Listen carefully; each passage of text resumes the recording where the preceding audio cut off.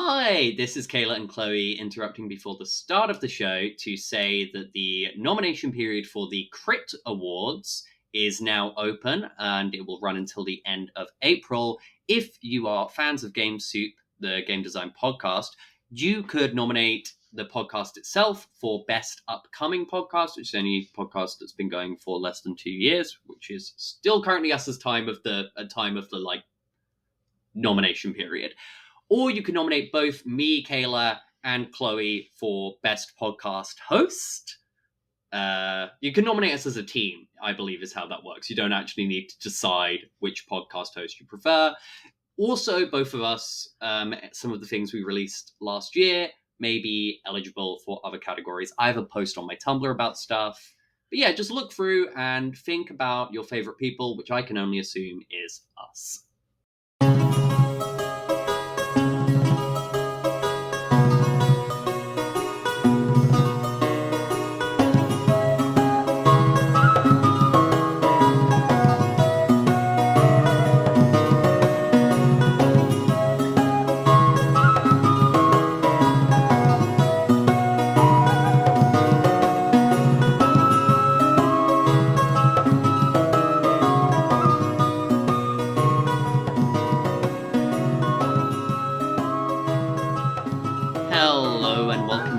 Game Soup with Kayla and Chloe. It's a game design podcast where we throw ideas in a pot and see what's cooking.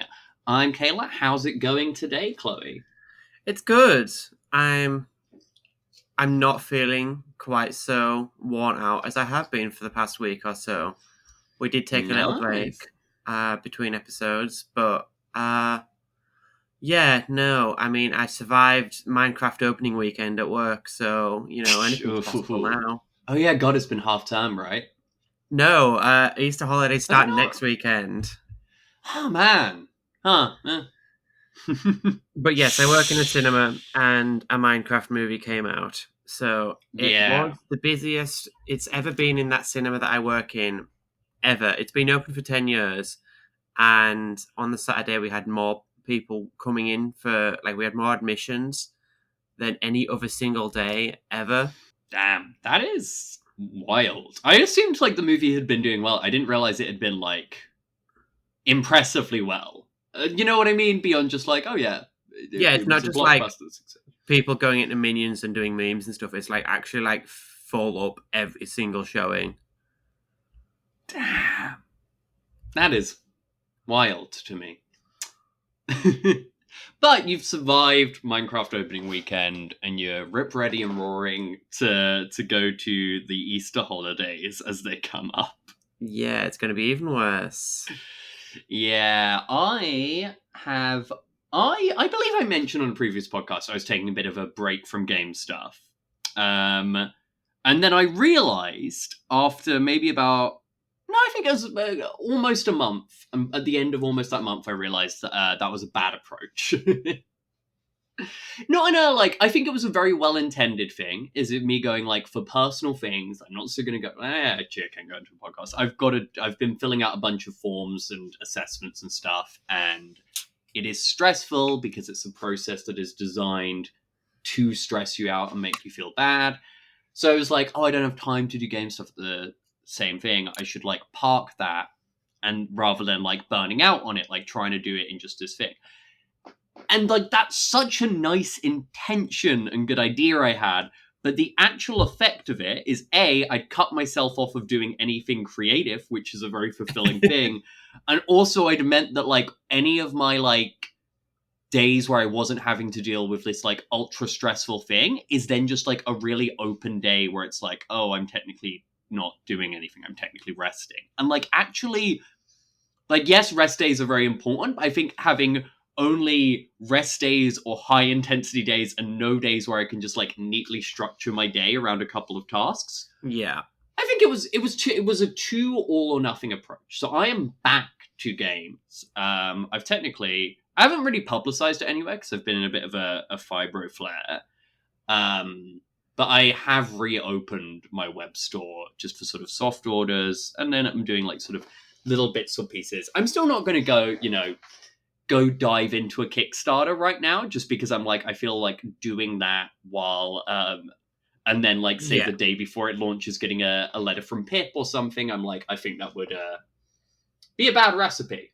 You need game stuff to be available as like an outlet, but it shouldn't be like your only thing either.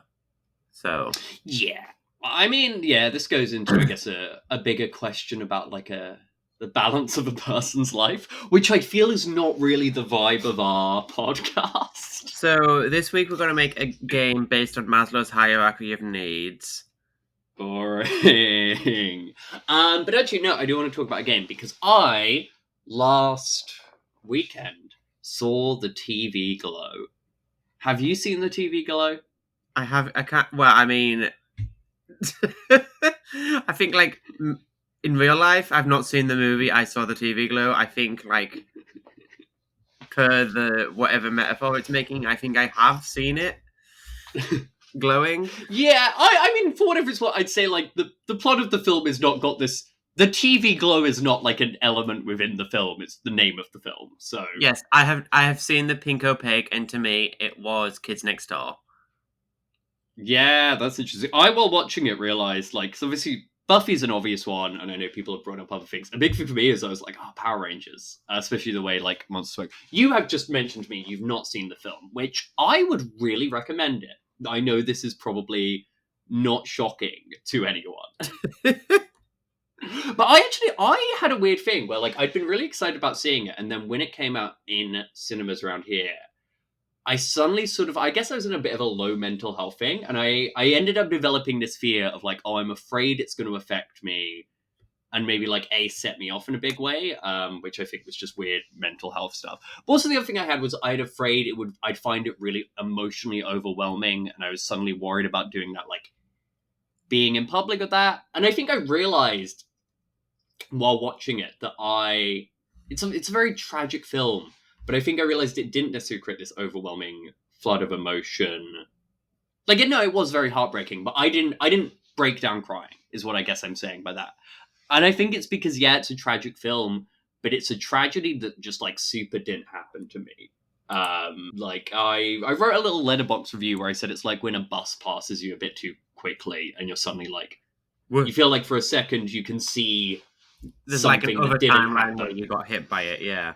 Yeah, I feel that was my experience of watching the film. But I really enjoyed the film. Now, I feel like what we're going to do here is spoil it, which is fine because I think people do. If you know about it and about like the sort of, like trans reading of it, I think you must. You've had a year, okay? I'd really recommend going to see it if you can track it down. I also think if you, maybe like me, are worried it would be a woman, like I think like, yeah, it's a really beautiful film. But yeah, plotline wise, it's about like this young person's like relationship with TV, but then like basically the TV show The Pink Opaque, and the eventual like, I guess like collision point in the movie is the character's friend coming back and saying that like they had made it to the world of the Pink Opaque, and that actually these two were the characters from the Pink Opaque, and like what was like presented as their real life was like a trap, the Midnight Realm. And I want to say the idea I have is not making a TV Glow game, but I've been thinking about that a lot. And I also got thinking about something I mentioned briefly before where I said, oh, here's a funny idea. Like you do a town building game and then like Twister hit them and you use all of that town as doppelgangers for people in Oz. And I was wondering about like, what if this is that doing that backwards? You create this like fantasy setting, and then you have to instead like convert everyone to doppelgangers in this like small town where they are. I was thinking like you are in a coffee shop AU of your reality.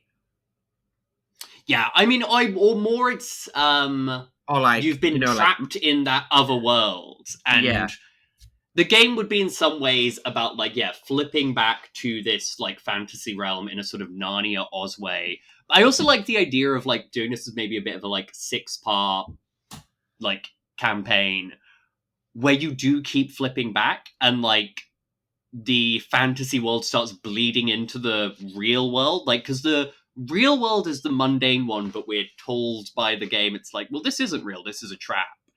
And yeah, I like the idea of that starting to infect that. And I also talked before about how I feel like a lot of stuff that does things with Oz influences really doesn't go into the fact of like doppelgangers, which I think is fun. Does any of this make sense, or have I mainly just free associated a couple of different things at you?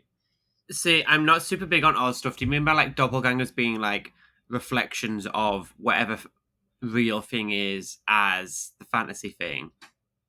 Well, what I mean by doppelganger is, so like in the Wizard of Oz, you may not know the ending, but like she wakes up and then is going like, and you were there, and you were there, and you were there. It's because all of the people in Kansas, those actors also play loads of characters in Oz. Yeah. Like, it's two people who look exactly alike. So there I'd like the idea of like, oh, you are reaching a settlement in this fantasy land and you're interacting with like this like troll guardian, and like you look at his face and it's like, oh, that's your boss. Like this person, this troll monster has your boss's face very decidedly. And yeah, I guess then there's a weird thing of like, who's the real one? Because the fantasy setting would be saying like, no, like the real world was a place you've been trapped in by, I don't know, fucking psychic witch or something. And so these doppelgangers are just like reminders of the world you need to sort of be escaping in. Yeah. Oh, here's a way I could sum up TV Glow, actually. It's like if The Matrix played out exactly the same, except then Neo takes the blue pill and the film stays with Neo as he regrets that. Yeah. I had a thing in my head, I've totally forgotten it. There's an episode of Doctor Who with Matt Smith called Amy's Choice, where it's like they're trying to work out which is the dream and which is the real world. Yeah. Yeah. Yeah, I like this is I think where I'm like, yeah, you're flipping between two settings which are, semi-alternate versions of each other, and you are, playing in this like strange, fantasy realm in one, and then another is like just a real world where you are then getting things influencing the real world. And yeah, I think like over the course of the thing, it's like you deciding which one is true, and also that's probably got some like allegorical like applicability in a way of like, oh, is realizing which one is the real one, are you doing that as a thing about self-discovery? I think the fun thing would be to have like the fantasy world have like its set of rules. I was maybe thinking of using some of those rules I created when I was tinkering with a sort of like terminal revision, and then like the real world just has a completely different set of rules. But as you get like, obviously in the first time you're playing the game in session one, it's like, oh, these are really hardly separated worlds. But then like you get to a third session, it's like, oh, you now have access to these abilities because also like these weird things are happening in the real world that are only explained by stuff from the fantasy realm. Yeah. And it's like, oh, you can also use the mundane system in the fantasy world after a while. Yeah. I've been sketching out some ideas because I only thought about it. I saw the film on like Sunday, and we're, to pull back the curtain, recording this only on a Wednesday. One world idea, because they obviously, I was going to say obviously, but a difficulty here with fantasy thing is like the fantasy setting here needs to be exciting, but also feel unique, but not, I guess, like so overly complicated that this game where I'm already saying you're flipping between two worlds becomes overwhelming. You know what I mean? I think it's like you have to be. It has to be like you have to know what it. Like you have to be able to understand things pretty easily. I'm thinking it's like some sort of like you have glasses that are from. What is it? They live. They live. They live. Yeah. Yeah. That let you see the real world, but it's like it's never quite clear which is the real world until like you decide. Yeah, like, I think I was like pulling back the curtain, or are they just making you see a weird fantasy world? Like, yeah, No, I like that. I'll say, yeah, probably with the thing I was imagining more in a Portal Fantasy way. Yeah. Or like, yeah, Ozonania of like, oh yeah, you are actively moving between these two, rather than like the Lay Live, like, which thing you're seeing layers is the over real each thing, other. because that second one feels harder to design around. But Yeah, I think like you one, have some sort of thing that lets you swap between the two worlds, but I think it's like, oh, you're in your boss's office in one world, and then you swap, and then you're in the dragon's lair. yeah, I also like the idea of, I think like they have reverberations. It's like, okay, you like end up destroying this dragon, but you know, the fucking like vampire priest sacrifices himself to help you do that, and then when you get back in the real world, like the vampire priest's doppelganger is just fucking missing. Yeah. And it's like, fuck, did we do that? Is this what's going on? Like, and that's kind of implying things are leaning one way, but what do we take with that? I think I also like the idea of like the way of getting back keeps evolving and maybe keeps getting more extreme. Like maybe in the first one, it's like, oh yeah, you are washed away in a storm and wake up here. Then in like it's things like, oh, you can start to do it through dreams, but then it's like, oh no, that's now closed off. You're now needing to like you're needing to, you know, fly yourself back into a storm. Yeah, or you have to take the tablets or whatever. Yeah, I think this game, like, it's got some, I guess, like, yeah, these two mechanical worlds, some interesting classes, which would probably be how you'd be building out a lot of a fantasy setting, because I think, like, classes are a big way into that. I think like each of the classes would be like, oh, so you're a warrior in one world, but you're like a pencil pusher in the other or something. Yeah, I almost imagine there's like essentially two sections of character creation. Like one is like, Oh, this was who this character you think was. it's two separate classes rather than the wizard is the mathematician or whatever. I think the real world, when you are creating that, I think it's quite open. I don't necessarily think the real world people have classes. They have stats, definitely. Yeah, no, I like but that. I don't think your class is like, oh, you're a librarian. I think it's like you have created someone who was this trickster archetype who got to mess with reality, and that's like, okay, they've been put in as a shop assistant where like, or so they've been given a job where they have to be really exact, and they have like, you're focusing on how maybe these things that like people's roles in the real world are kind of their own personal hells. Yeah, no, yeah. But I think you do maybe have like, yeah, you are mechanically still different from each other, but I feel like maybe you don't have a class in the real world, because people kind of don't. One title I had for the Fantasy Lands was, I just thought of the phrase, the Psychic Badlands. Is that anything? Is that exciting? Does that feel exciting to you? I think it should be one word. It can be a portmanteau or whatever, but you lean very easily towards the Psychic X, I feel. What are you talking? I don't think I've done the Psychic blank in another game. The Psycho Dungeons, Okay, Psycho and Psychic are different words. Okay, but yes, Psycho Dungeon there. But that's also one word. That's a portmanteau. Yeah, that's what I'm saying. Make it one word. I don't know. But I thought you were then saying you lean towards the Psychic X as a criticism. I couldn't possibly say. Who knows? I've been got, okay? You got me. Yeah. Okay. No, I do see your point about maybe one word. I think it's my main problem there is I feel the one word would become difficult to immediately get what it was about, because most of the obvious fantasy one world names I feel are kind of gone. Yeah. Can't use Wonderland. I like the idea that the characters make up the name of the world themselves. So it's like, oh, it's like Wonderland. And then they start calling it that. Yeah, I feel there's like an element here.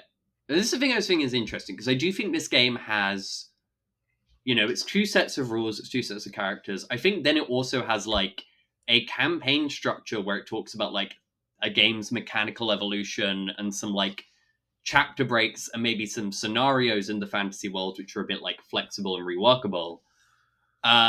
But also, I think a big part of this game is coming up with stuff. If not, I think the game has a lot of stuff where there are tables or pick lists or things. And depending on your style as someone facilitating a game, you're either working that stuff out as a table collaboratively or that's your prep work. Yeah. But I think... It's I like, do think this who does game, yoga because take it's... the form of? The yoga takes the form of your school bully or whatever. Yeah.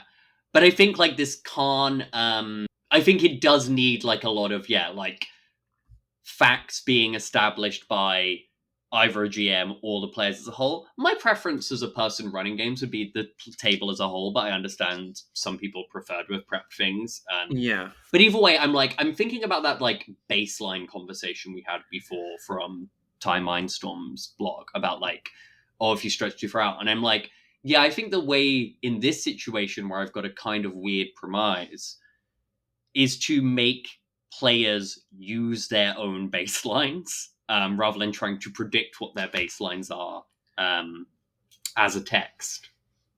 Yeah. I feel that is I don't feel we've got anything else to say on this game idea that I have not yet worked. This is even less formed than your Magic Shop idea. Hey, I've written 30 episodes since last we recorded. That's very impressive. But I mean, episode ideas. I've not written any actual game text. Yeah. But but I mean, at the time of recording, you had not written anything down, whereas I also have not written anything down. But I feel I have even less ideas because it's more, I guess. Well, no, I have less ideas, but they are less solid. RPG by Kevin Gillen 2. Thank you for listening to Game 2. Don't put that down. That's just dogging on my idea. I'm sorry. It's okay, but I feel like the problem I have with the idea is I'm like, is this just too close to die and as such not worth doing? I think the thing that you can swap between the worlds is the USP. That you can manipulate the two worlds by changing the other one. I worry that's too deep a USP. As in, like, that's not surface level enough different. I do genuinely worry that people will look at this and go, it's a Die knockoff. Why would I not just buy Die? But the popular, well-loved game by RRD. No, I mean, I like the idea that you are these characters forced into this mundane world rather than mundane people going into this fantasy world. And it's like you're trying to escape rather than whatever else. It is different enough. It's like, this is like the cool indie platformer to the Sonic the Hedgehog that is Die. Yes, this is my problem. Like, another reason I took that big sabbatical for a bit was, like, I was sort of having this thing of going, like, I guess I'm worried a lot of, like, do I have anything to say anymore? Thank you for listening to Game Soup. Oh, Christ.